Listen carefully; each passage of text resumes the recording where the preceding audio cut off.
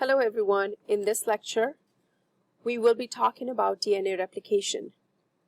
Now, DNA replication is a very important process and it results in the formation of new copies of DNA strands. So where does DNA replication occur? It occurs in the nucleus of the eukaryotic cells and in the cytoplasm of the prokaryotic cells. And when does this process occur? It's during the S or the synthesis phase of the interphase of cell cycle.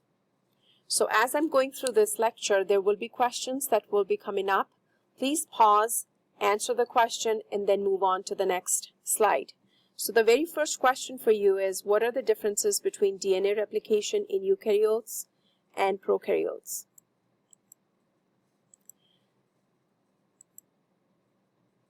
So let's start talking about the DNA replication steps. The very first step is the breaking of hydrogen bonds between bases of the two antiparallel strands. If you remember from the previous lecture, DNA strands are in the 5' to 3' arrangement, and the other strand is 3' to 5'. The unwounding of the two strands is the starting point. The initiation point where the splitting starts is called the origin of replication, and the structure that is formed is called the replication fork, which looks like a Y-shaped region. Now, let's look at the steps. So helicase is the first enzyme that comes and catalyzes the unwinding and separation of the two strands. The splitting happens in places of the chains which are rich in adenine and thymine bases. That is because there are only 2 bonds between adenine and thymine, and there are 3 hydrogen bonds between cytosine and guanine that holds the 2 strands tightly together, tighter than the adenine and thymine. So here's another reflection for you. How does replication start? Who prevents the unbound DNA from twisting back? So far we have talked about different proteins that come into action, which is helicase and single-strand binding proteins, which keep the 2 strands or the 2 bubbles separated from each other as the replication fork is being formed.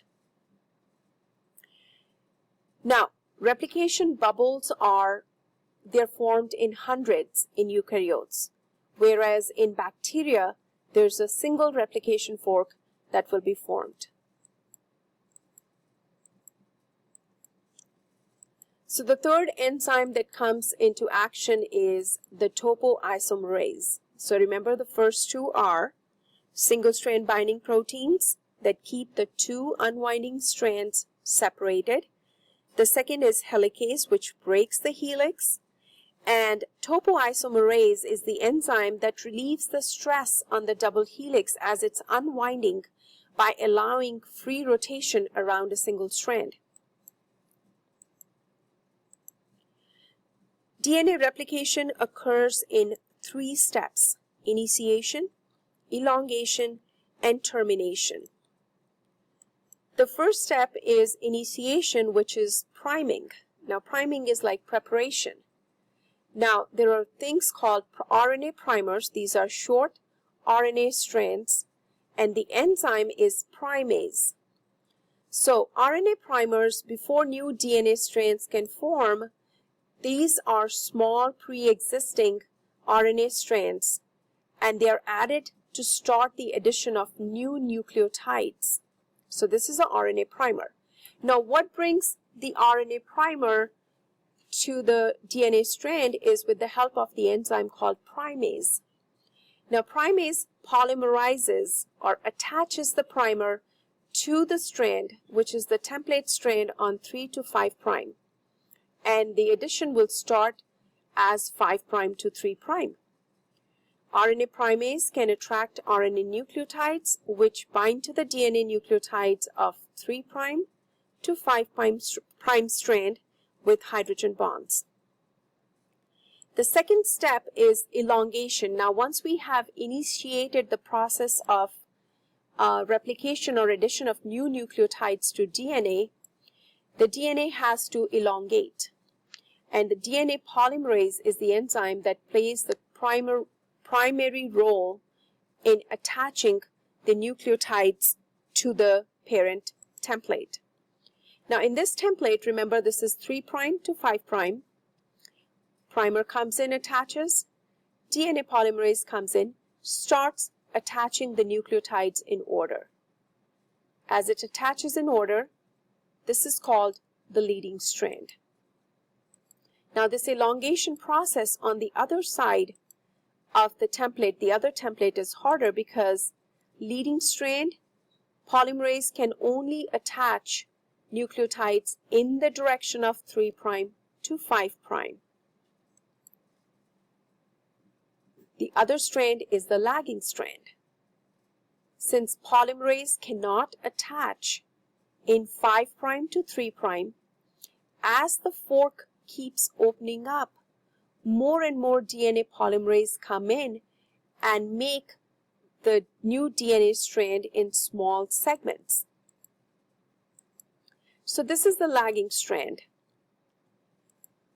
We have the primer that comes in and the new nucleotides are attached. In the meantime, the fork has opened up more. So as a result, the second primer comes in, attaches, and DNA polymerase starts making another short segment of new DNA. Therefore, these little segments are fragments of DNA, and these are called Okazaki fragments. So here's the reflection question for you. Please answer these two questions before you move on to the next slide.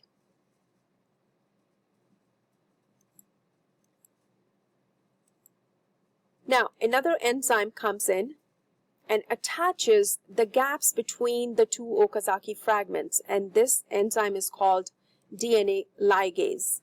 So it's catalyzing and forming the covalent bonds from the 3' to 5' end of joining strands. Please answer this question before you move on to the next slide.